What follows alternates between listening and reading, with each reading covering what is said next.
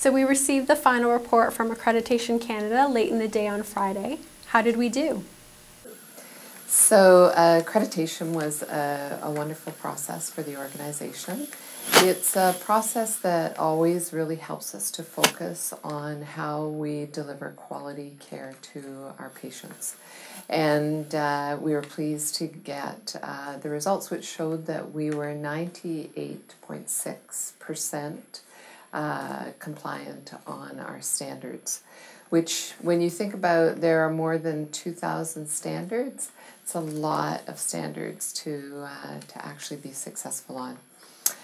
Despite our good performance on the standards, we missed one required organizational practice, which was to client identifier. And what that means is that we received a straight out accreditation award. So our hope was that we would receive exemplary status, which was a bit of a disappointment. But I think it just points to the fact that we need to create an improvement plan where we have complete compliance to this required organizational practice, because it's very important for our patients and their families to be compliant on this. So the process is, over the next few months, we'll put an improvement plan in place, involve all of our frontline people, and we can submit a report to Accreditation Canada within 5 months and hope for a change to our accreditation award. So that's our intention. We plan to receive an exemplary award in the next 5 months.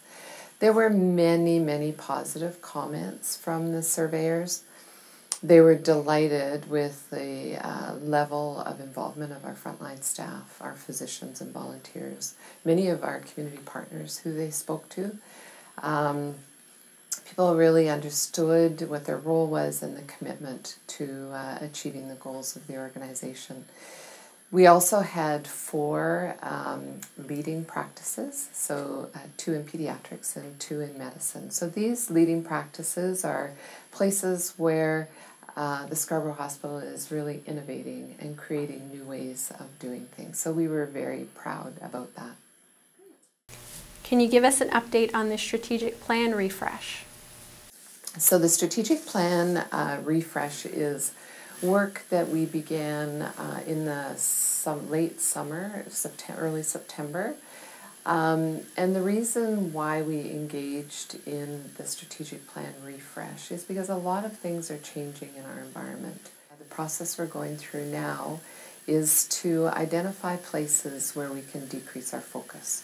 And this will help us remove dollars from our operating plan over the next few years. We know that the ministry is going to be moving dollars into the community and really from a policy framework away from acute care centers.